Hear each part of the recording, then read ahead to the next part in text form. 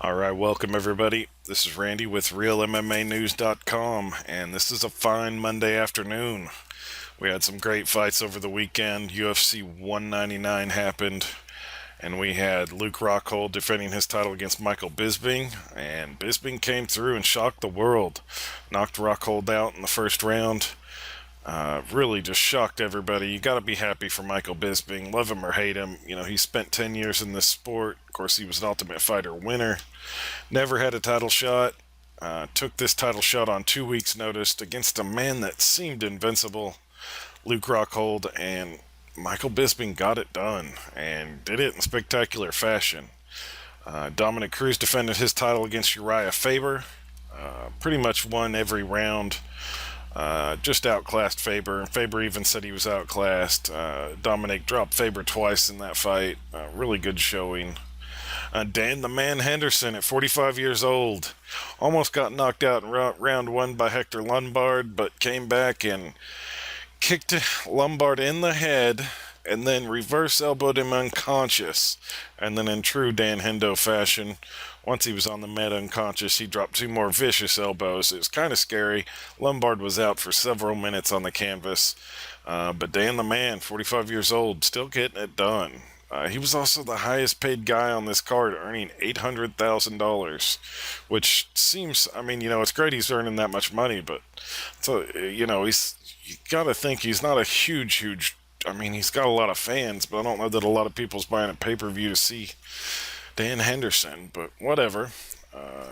Dustin Poirier fought Bobby Green on this card. Another great fight I was really looking forward to.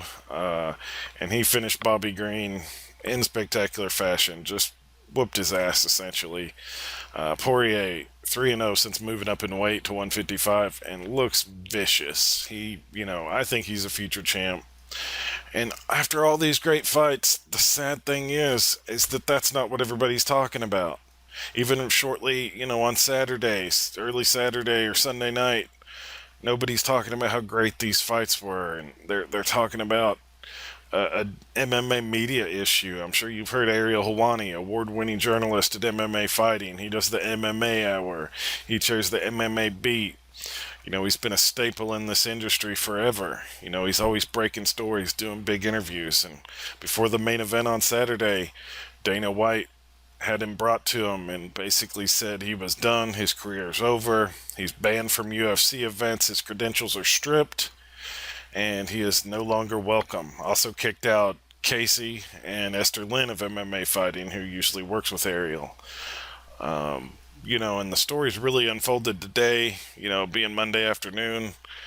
The UFC hasn't said a whole lot about it, but of course Ariel just got done with his MMA Hour podcast. He spent 2 hours basically giving you the entire history of his relationship with the UFC. And it's not been a pretty one. Basically, after all these great fights, to have, Sports Center and NBC News and, all these major sports outlets talking about this debacle with an MMA journalist is really a sad thing for the UFC. They just, once again, they're kind of shooting themselves in the ass. And they're not doing it over, a legit issue. They're doing it over petty personal type issues. And we'll get into more of that in a minute. But just imagine any other sport where, they target journalists like this and basically promise to end his career, take away his livelihood. And again, this is Ariel Helwani. It's not like he's a big shit talking, guy that's always trying to do gotcha interviews and stuff. You may remember a few months ago, Ariel was fired from UFC on Fox after an interview with Roy McDonald where Roy talked about free agency. And, it's not the first time the UFC and Ariel has had issues, not the first time Dana White and Ariel has had issues. But a lot of times it's been kept under wraps and we've kind of had to play the guessing game. But Ariel just laid it out on the line. And, if you haven't seen it yet, go check out Ariel's podcast today. Essentially, it was 2 hours and, it got really emotional. And Ariel laid it all out going back to 2010 to what happened Saturday. And it's a sordid tale and it's really sad. It's sad. It's obvious the UFC They're billionaires that have a lot of power, used to get in their way, and if you cross them, you make them upset. They try to ruin your life. It's one thing if Ariel worked for them. If they want to fire him for whatever reason, that's fine. But they're basically trying to take away his livelihood. And all over Ariel breaking the Brock Lesnar gonna be fighting the UFC 200 story. Um, and that's all that's, I guess, the straw that broke the camel's back. But, put that into perspective. That's what a journalist is supposed to do. And don't get it twisted. It's not like somebody in the UFC gave Ariel this scoop and said, okay, you can't tell anybody that. Ariel confirmed it with multiple sources, and he posted the story. And, I can understand the UFC being disappointed they didn't get to announce it, but, all Ariel's doing is trying to get the scoop, trying to break news, and the ultimate goal ends up the same. They create more buzz, more hype. They sell more pay-per-views. So that's not a bad thing. Unless you're just so insecure and vindictive, you just can't, stand the thought of somebody, breaking a story that you didn't want broke at 2 hours early. The other big story is Nate Diaz Conor McGregor 2 is going to be happening on August 20th at UFC 202. But again, we're not talking about any of the cool fighting issues. We're talking about a goddamn journalist doing his job. Excuse me, and Dana White and Lorenzo Fertitta having a goddamn hissy fit and going after the man. They've already got him fired from UFC on Fox. They've already tried to restrict access to fighters. And now they've just, I'm guessing they see that didn't have any impact because Ariel still gets scoops. He still interviews fighters. He's still, his career's still on track. So they're doing the last thing they can do. They're going after, his access to the event, access to fighters. I will not be shocked a bit if they refuse to allow fighters under contract with them to go on his show now. It will not surprise me a bit. And this type of shit has to be stopped.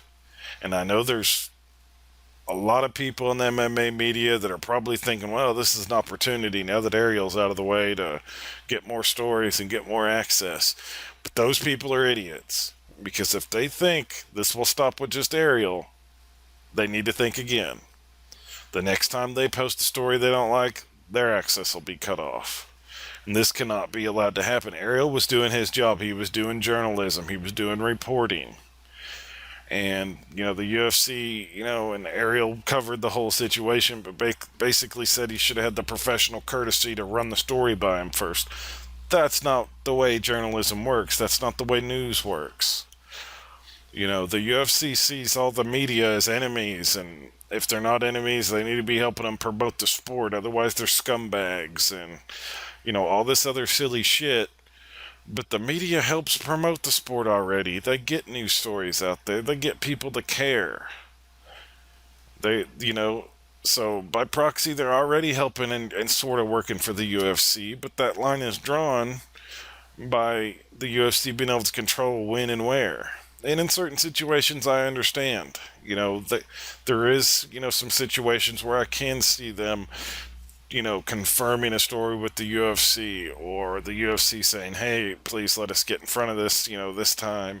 In certain situations, that's acceptable, but not all the time. And not on something as simple as this. It's a fight announcement. It's not like some big scandal or something. I mean, come on.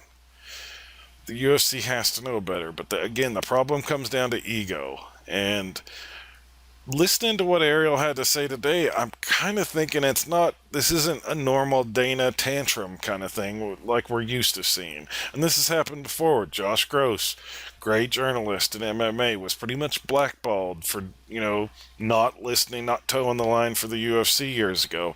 And nobody did shit. Some people, they said their piece about it, but they didn't want their credentials stripped. The sport was still pretty young. A lot of MMA sites were barely getting going. Nobody could really afford to take a stand then.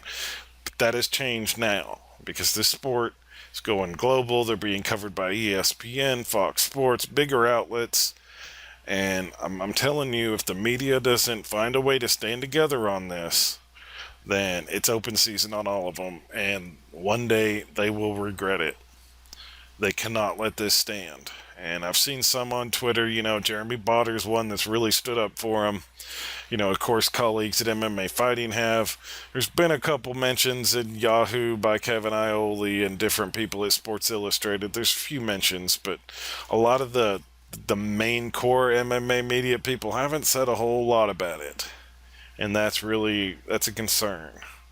And this isn't, unprecedented just for MMA. A similar thing happened, you may remember, in the early days of the Obama White House, and this happens, I'm sure, with every president, but Obama's an easy example.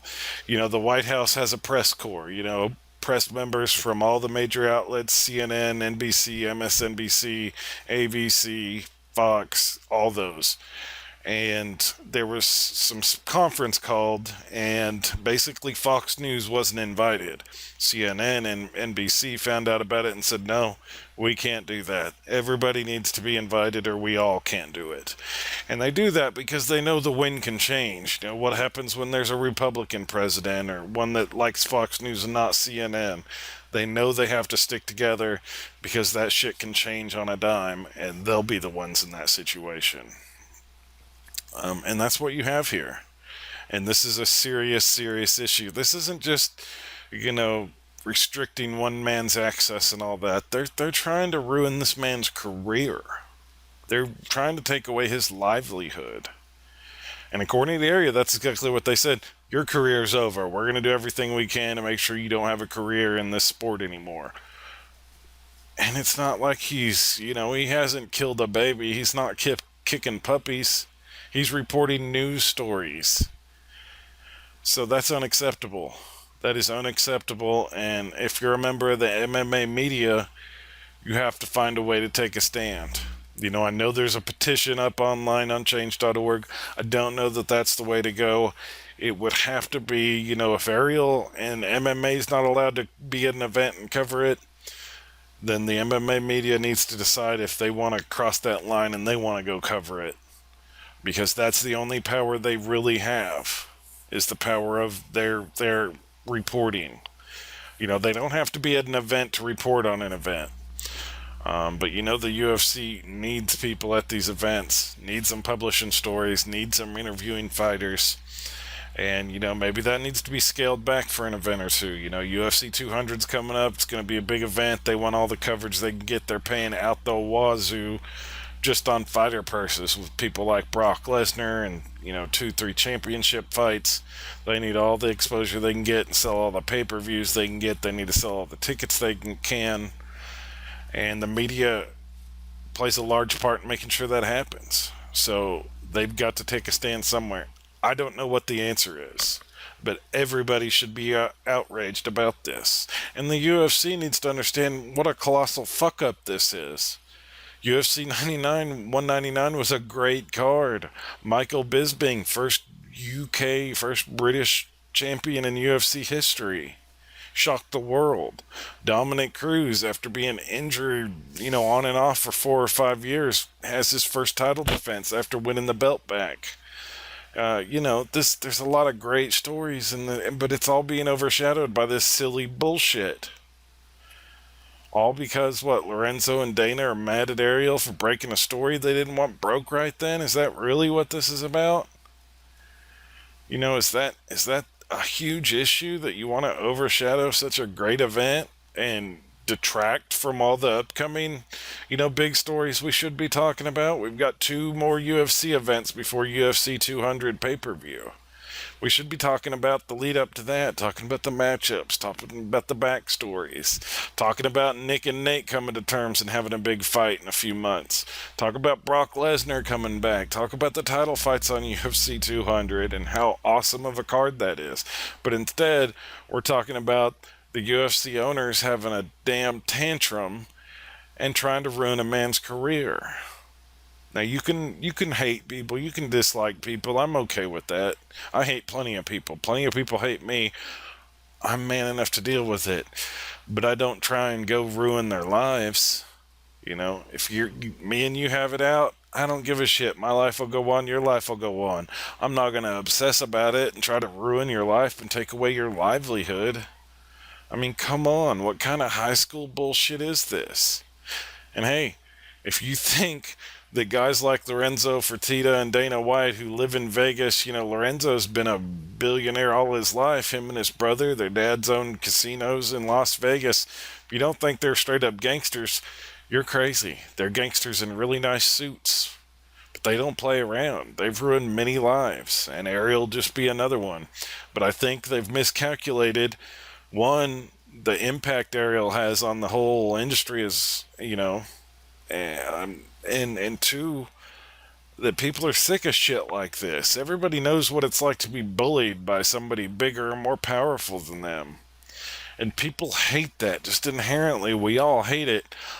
I don't know Ariel personally. We've had a few Twitter conversations. He does his job. I don't have to like Ariel to know he's being fucked over.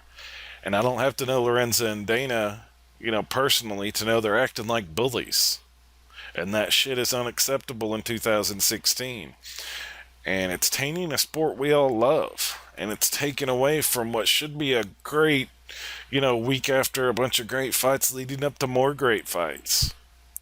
And on other podcasts I've expressed concerns about, boy, I'm really concerned if the UFC sells to some big Chinese conglomerate, because I know Dana and Lorenzo, I know they love the sport and they've wanted to grow the sport and they've done that.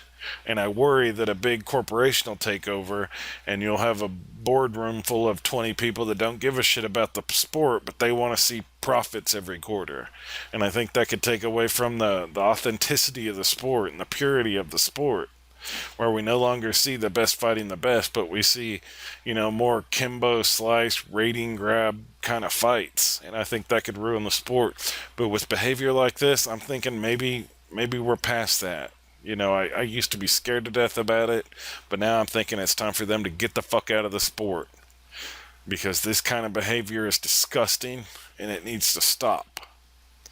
And I encourage everybody to make their voices be heard on social media, sign a petition, support Ariel, let them scumbags know this shit won't stand.